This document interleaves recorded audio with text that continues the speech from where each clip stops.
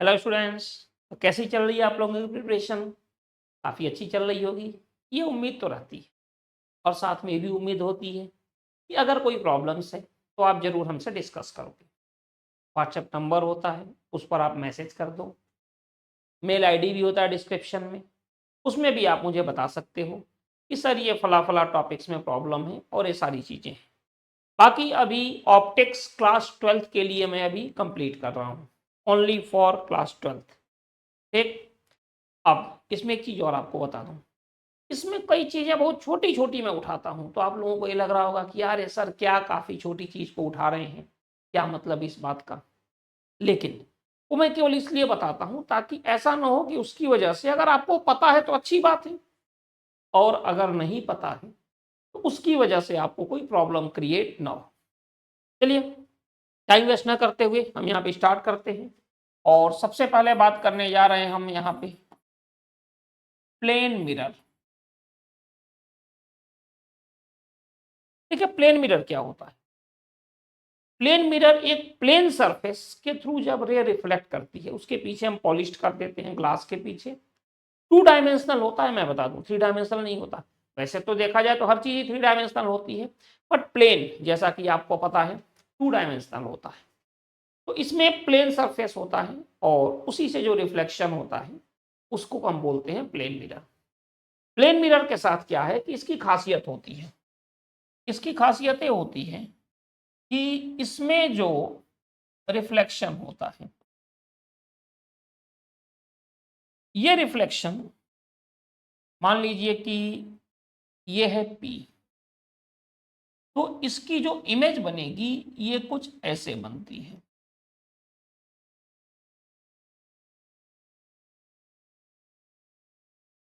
ये कुछ ऐसे बनती है प्लेन मिरर में। मीन्स इसको बोलते हैं लेटरल इन्वर्जन। सेकंड इसके साथ क्या है, सेम साइज की होती है, जैसे लेफ्ट हैंड और राइट हैंड एक दूसरे के क्या है, लेटरल इन्वर्जन है, इन्वर्टेड नहीं, लेटरल इन्वर्जन, ये कंडीशन आती है। अब हम थोड़ा सा और आगे बढ़ते हैं इस पे। प्लेन मिरर में जो भी डिस्टेंस ऑब्जेक्ट की होती है यहां से, सेम डिस्टेंस किसकी होती है, मिरर की। उससे मिरर से जो डिस्टेंस ऑब्जेक्ट की होती है, मिरर से उतनी ही डिस्टेंस किसकी होती है, इमेज की। और ये जो साइज होता है ना अपने पास, ये और ये साइज, ये दोनों के दोनों साइज क्या होते हैं, प्लेन मिरर की खासियत है, ये क्या होते हैं, सेम। एक चीज जरूर है, हम ये कहते हैं कि प्लेन मिरर जो होता है वो वर्चुअल इमेज फॉर्म करता है। तो यहां भी आपको थोड़ा सा मैं करेक्ट कर दूं, plane mirror virtual image form करता है, लेकिन हम क्या बोलते हैं, plane mirror form virtual image generally. अब जनरली क्यों, ज्यादातर वर्चुअल इमेज फॉर्म करता है, जैसे कि ये भी डिस्कस मैं पहले कर चुका हूं, लेकिन आप यहाँ पे और अच्छे से देख सकते हो। जैसे मान लीजिए कि ये यहाँ पे कोई पॉइंट पी है, कोई पॉइंट ऑब्जेक्ट है, एक रे कैसे गई सीधे, दूसरी यहां से गई, और ये प्लेन मिरर है। एक मिनट, इसको थोड़ा सा मैं अच्छे से बना दूं तो आप भी कहोगे कि थोड़ा सा तो अच्छा दिखना ही चाहिए ना, है कि नहीं जी? चलिए, जैसे पंजाबी लोग बहुत बढ़िया संबोधन नहीं करते, हाँ जी, काफी अच्छा लगता है, रिस्पेक्टेड, वही मैंने कहा, है कि नहीं जी? अब देखिए यहाँ बिहारी लोग भी करते हैं। देखो यहाँ पे ये है पॉइंट पी, एक रे कैसे जाएगी यहां से, बिल्कुल यहां से सीधी ऐसे गई, सेकेंड रे यहां से गई, ये रे गई, और यहां से रे क्या हो गई, रिफ्लेक्ट कर गई, और ये भी रिफ्लेक्ट कर गई, ये दोनों रे रिफ्लेक्ट कर गई। अब आप बताइए, अगर रे रिफ्लेक्ट कर रही है और ये डाइवर्ज हो रही है, भाई देखो रे दो टाइप की होती है, जैसे रे किसी पर्टिकुलर पॉइंट से निकलेगी, ये रे हो गई, और ग्रुप ऑफ रे मोर देन टू रेज, ये क्या हो गई, बीम, इसको हम बोलते हैं डाइवर्जिंग बीम। और यही रे किसी पर्टिकुलर पॉइंट पे जाके इंटरसेक्ट कर जाए तो इसको हम बोलते हैं कन्वर्जिंग बीम। तो देखो रे यहां से चली ऑब्जेक्ट से, ठीक है, ऑब्जेक्ट ओ ले लो, जरूरी नहीं है कि आप पी ही लो, ज्यादातर बुक्स में ओ ही दिया गया है, तो आप भी ओ ही ले लो, कोई दिक्कत नहीं है। तो रे यहां से रिफ्लेक्ट हो गई। अब ये रिफ्लेक्ट हो गई तो ये तो हो ही नहीं सकता ये रे जाके कहीं पे इंटरसेक्ट कर जाए, तो इनको हम प्रोड्यूस करते हैं बैकवर्ड डायरेक्शन में यहां से।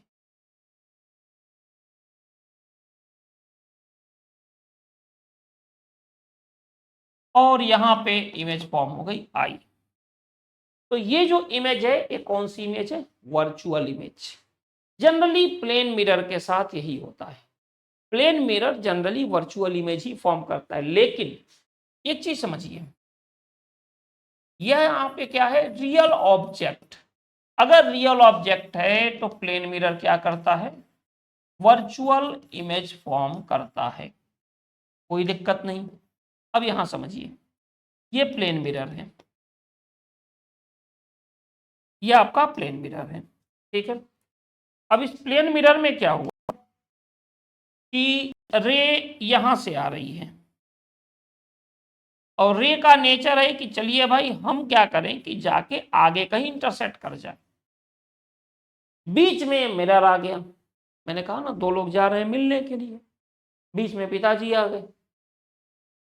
तो अब ये लोग सोचेंगे यार अगर होता तो उस पुल के उस पार हम मिलते। पिताजी ने कहा नहीं भाई, अब तो वर्चुअली सोचते रहो कि तुम लोग मिलोगे, मिलोगे नहीं, यहीं से वापस भेज दिया इनको। तो ये हो गई कंडीशन। ये और ये जो पोजीशन होगी इनकी यहां पे, ये जो पोजीशन होगी ये क्या होगी? I dash. और इसी को हम लोग बोलते हैं वर्चुअल ऑब्जेक्ट। वर्चुअल ऑब्जेक्ट ये क्या है? Real object, virtual image. मैंने कल के वीडियो में बताया वर्चुअल ऑब्जेक्ट के बारे में कि रे कहीं भी जा रही हो और बीच में ऑप्टिकल डिवाइस आ गया, उनके इंटरसेक्ट करने से पहले, तो जहां पर वो लोग इंटरसेक्ट करते उस पॉइंट को हम बोलते हैं वर्चुअल ऑब्जेक्ट। अब रे यहां पे आई और ये चली गई, ठीक है। ये रे यहां से आ रही है, दूसरी यहां से आ रही है, बीच में आ गए इनके पिताजी मिरर। तब ये दोनों रे सोचेंगे कि यार हम यहां मिलते, पिताजी को देख के दोनों भाग गए, ठीक है। और फाइनली यहां पे इमेज बन गई, यानी ये क्या हो गई? Real image. इसी में हम एक चीज और, चूंकि आप लोग पहले पढ़े ही होंगे बट मैं फिर भी बता दे रहा हूं कि अगर कोई भी आदमी है तो उसको अपनी फुल बॉडी की इमेज देखनी है, तो एक ही तरीका है कि वो अपनी साइज की, अगर हाफ साइज का मिरर है तो अपनी फुल बॉडी को देख सकते, ठीक है। तो ये जो हमारे पास अभी तक की बात हो गई वो हो गई प्लेन मिरर, इसमें बहुत ज़्यादा कुछ ऐसा है नहीं। फिर प्लेन मिरर के बाद जो सेकंड अपने पास बात आती है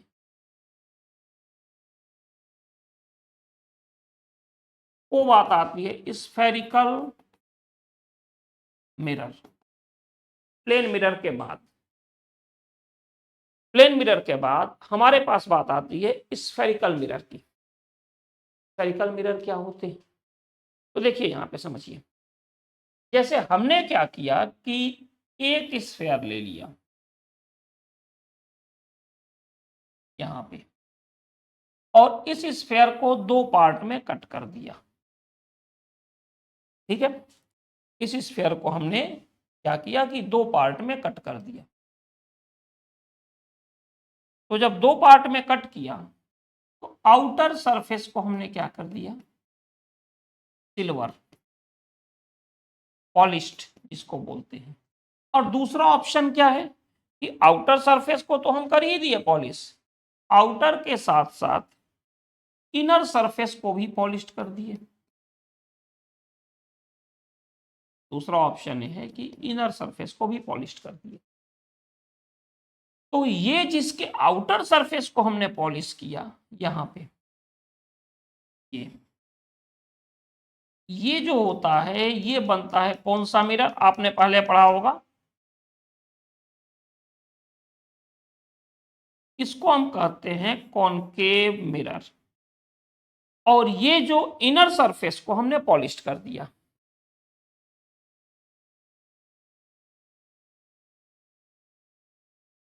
इसको हम बोलते हैं कॉन्वेक्स मिरर। इसका एक दूसरा नाम है और वो नाम है कन्वर्जिंग मिरर, और इसको हम लोग बोलते हैं डाइवर्जिंग मिरर। क्यों बोलते हैं ये आप आगे देखोगे, अभी हम बताएंगे आपको। और ये जो पॉइंट होता है इसको हम क्या बोलते हैं? इसको बोलते हैं सेंटर ऑफ कर्वेचर। ये जो पॉइंट है, इस पॉइंट का नाम है सेंटर ऑफ कर्वेचर। ये इस पॉइंट का नाम है। यानी कि कोई भी मिरर है, जैसे आपका ये कोई मिरर है, तो किसी न किसी स्फीयर का पार्ट होगा। ये जो आपका मिरर है किसी न किसी स्फीयर का पार्ट होगा। तो अगर वो इस स्फीयर का पार्ट है और इस स्फीयर का जो सेंटर होगा, ये क्या होगा? इस मिरर का सेंटर ऑफ कर्वेचर होगा। ठीक है, यही सेम कंडीशन किसके लिए होती है? कॉन्वेक्स के लिए। अब इसमें एक चीज और आती है, वो आती है पोल। पोल क्या होता है? ठीक है, पोल समझिए। तो जैसे मान लीजिए कि ये कोई कॉनकेव मिरर है, तो जो इसका सेंटर होगा, मतलब जितना इधर डिस्टेंस उतना ही इधर डिस्टेंस, ठीक है, दोनों सेम है। अगर ये x है तो ये भी x होगा, तो ये जो होगा इसको कहते हैं पोल। यही सेम कंडीशन हमारे पास आती है किसके लिए? कॉन्वेक्स के लिए सेम कंडीशन आती है। जो डिस्टेंस जितना इस तरफ उतना ही इस तरफ, और इसी को हम लोग बोलते हैं पोल। तो डेफिनेशन क्या होगी अपने पास पोल की? कि pole can be define as a centre of the mirror. Mirror का जो सेंटर है वही हो गया पोल। ठीक है, एक चीज और आती है और उसका नाम है प्रिंसिपल एक्सिस। नाम आपने सुना होगा बहुत ही अच्छे से। प्रिंसिपल एक्सिस क्या होता है, यहां पे हम बात करने जा रहे हैं।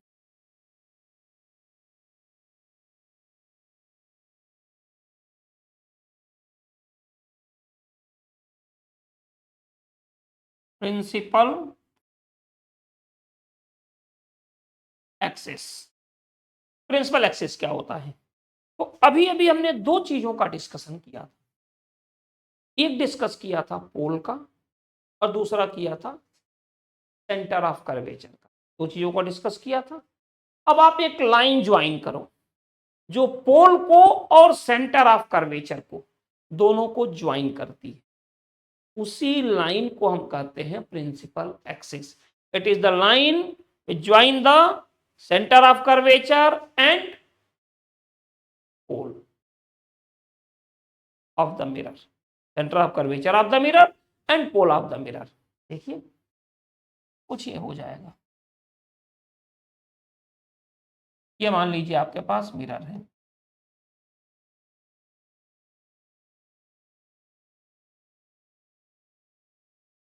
ये हो गया आपका पोल और ये हो गया सेंटर ऑफ कर्वेचर। तो ये जो लाइन है ना,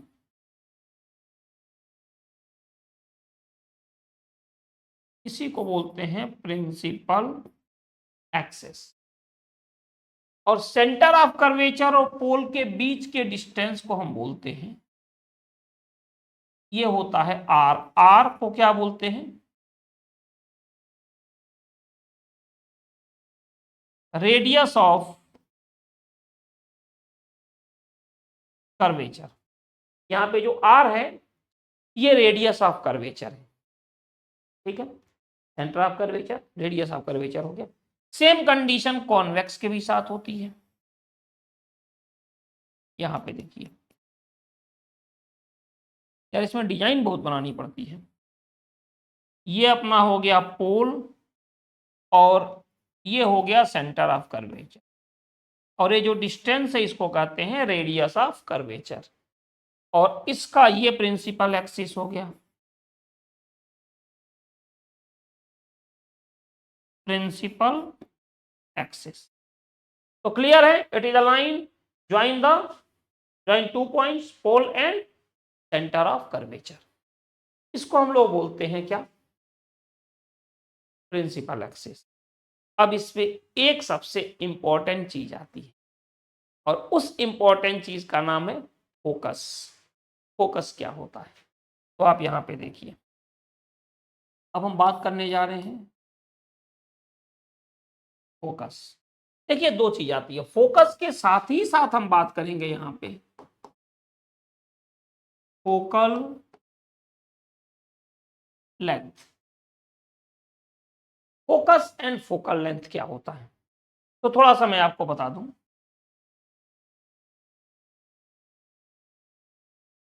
जैसे एज्यूम कर लीजिए कि ये हमारे पास मिरर है, देखने से लग रहा है कौन सा मिरर है भाई, ये जो मिरर है इसका नाम है कॉनकेव मिरर, कन्वर्जिंग। और ये जो दूसरी मिरर है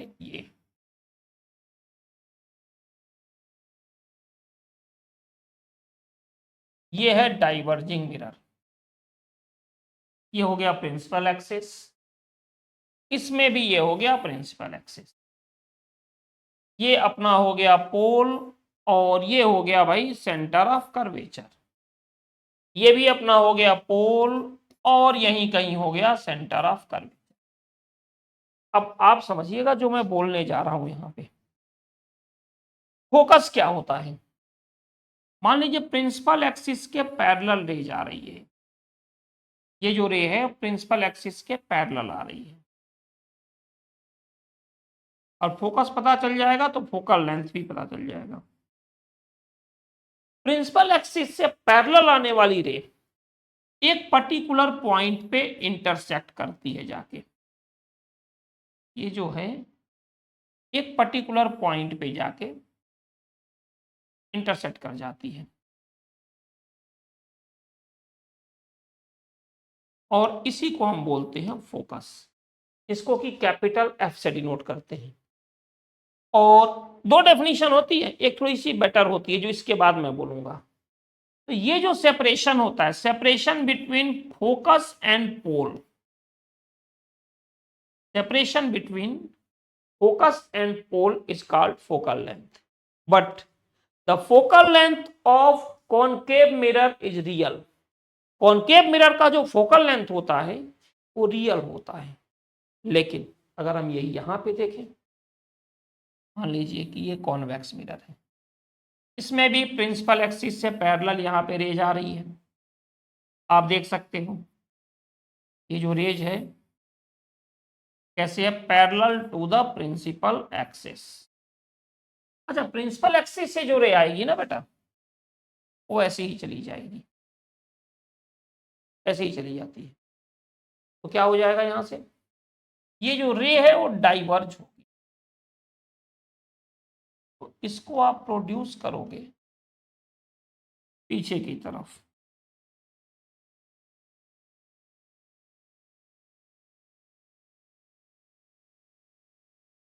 इसके पैरेलल जो रे आ रही है इसको आप पीछे की तरफ प्रोड्यूस,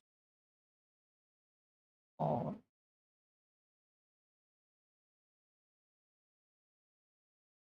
ये भी जो रे आ रही है, क्योंकि देखो डाइवर्जिंग मिरर है, ये तो डाइवर्ज करेगा, ये जो है ये तो डाइवर्ज करेगा,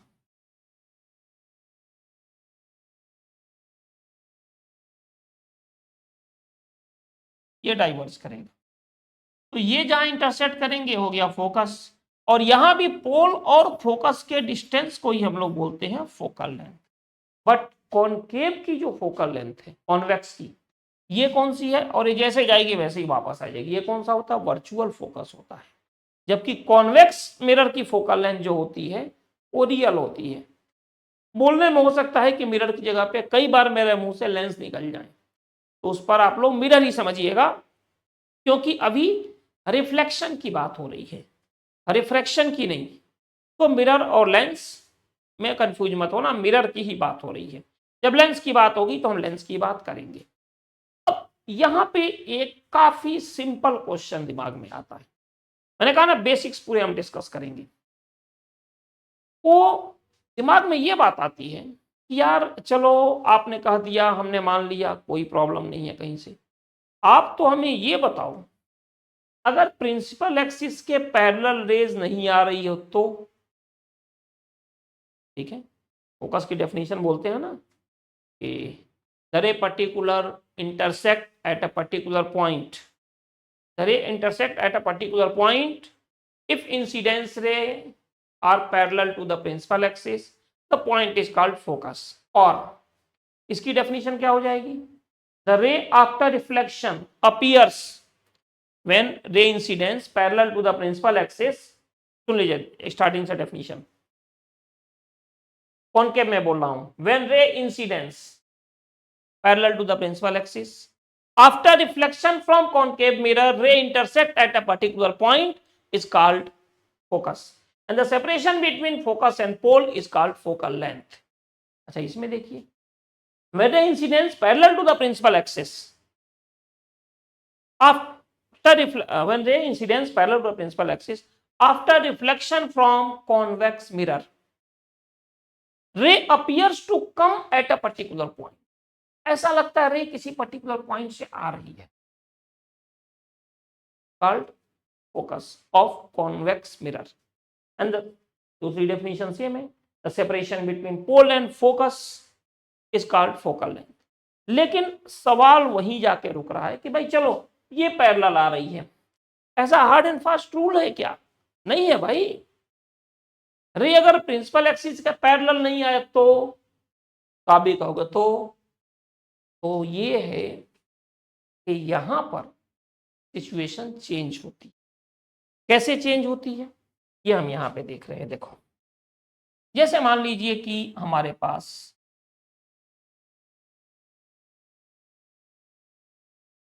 ये एक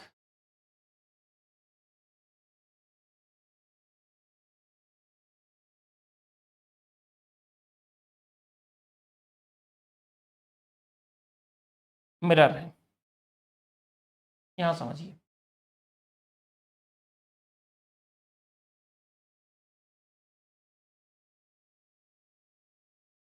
ये एक लाइन है, ठीक है। यहां पे हमने 3 मिरर को रख दिए। जो आपके माइंड में क्वेश्चन चल रहा था कि अगर रे प्रिंसिपल एक्सिस के पैरेलल नहीं आए तो, अगर रे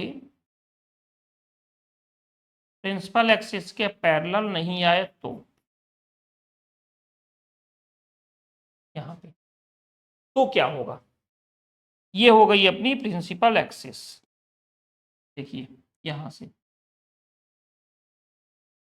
it is the principal axis, it is the principal axis and it is also principal axis, ठीक है। अब चलो एक केस में तो हम ऐसा करते हैं कि रे को प्रिंसिपल एक्सिस के पैरेलल बुला दे रहे हैं कि चल यार आजा। ये जो रे है ना, ये प्रिंसिपल एक्सिस के पैरेलल आ रही है। देखिए ये जो रे आ रही है ये प्रिंसिपल एक्सिस के पैरेलल आ रही है, लेकिन प्रिंसिपल एक्सिस के पैरेलल आने के बाद रे जाकर एक पर्टिकुलर पॉइंट पे इंटरसेक्ट कर गई। चलो भाई इंटरसेक्ट कर गई, कर लेने दो।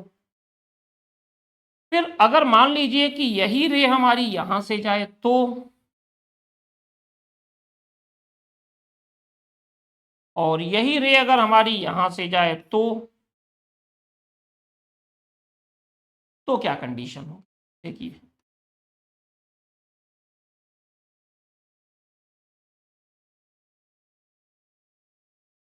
यहां से तो हम क्या देख रहे हैं कि रे जाके यहां पर इंटरसेक्ट कर रही है।